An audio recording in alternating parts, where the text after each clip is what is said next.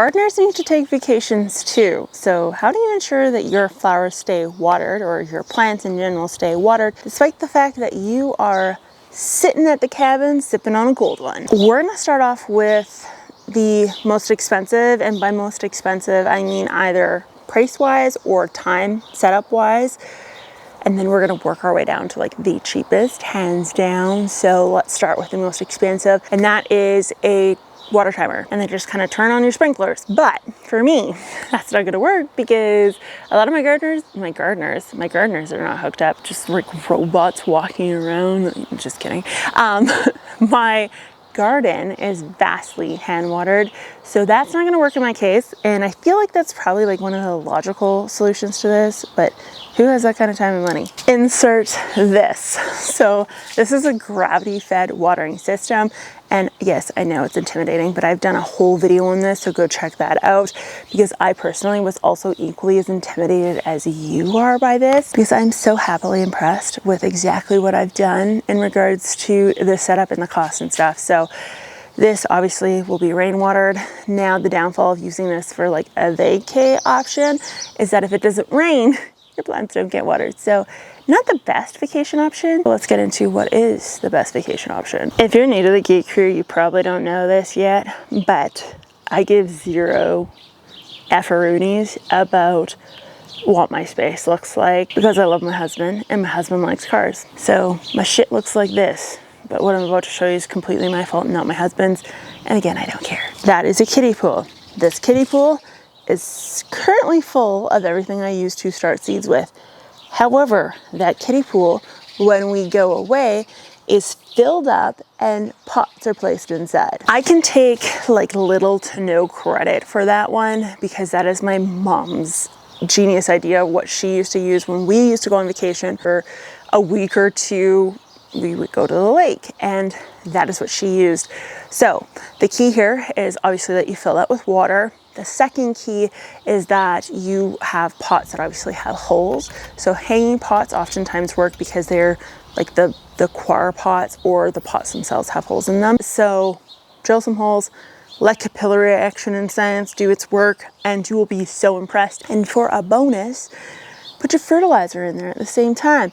Mix it around, put the plants in, and you are made in the shade. You may, depending on how hot it is, get a little neighbor kid to come by and refill said ponds or pools, because things might get a little bit low.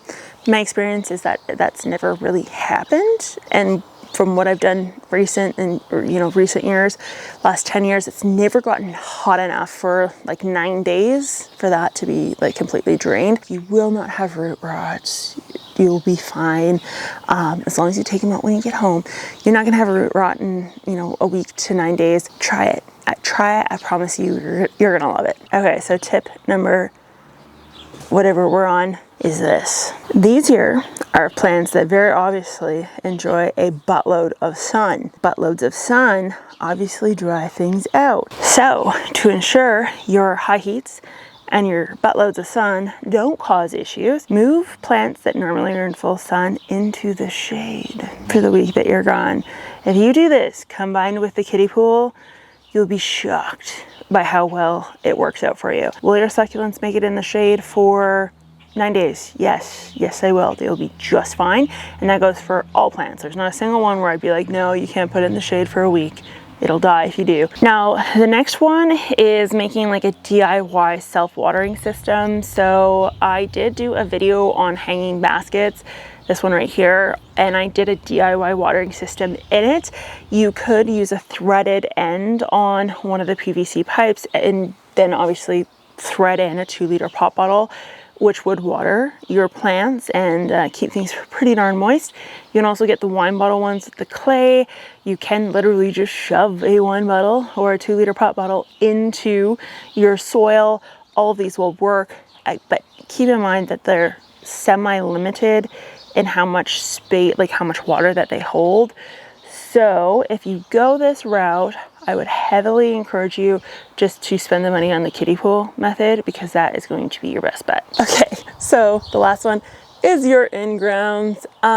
So These ones you can use like the watering bulbs, you could use the Ola trick, you could try pop bottles, but I would hazard a guess, unless you're going through a heat wave, these are going to be fine for a week. And if anything, that little bit of stress is going to help them out, maybe help them set flowers, set seed, etc. and so forth. So I actually wouldn't stress your in-grounds raised beds not getting watered for like a week to 9 days, because it's very likely that they're going to be just fine. Again, unless you're going through a heat wave. If you're going through a heat wave, you may want to consider getting someone into water or using like an Ola pop bottle type method.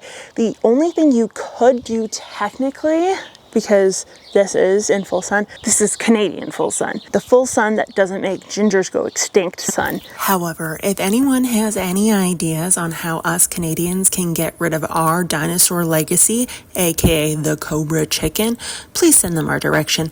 They are equally as angry as a redhead, but the ferocity of a T-Rex with feathers. So shade cloth is pretty darn cheap to purchase, and you can get like 50%, 30%, whatever the case is.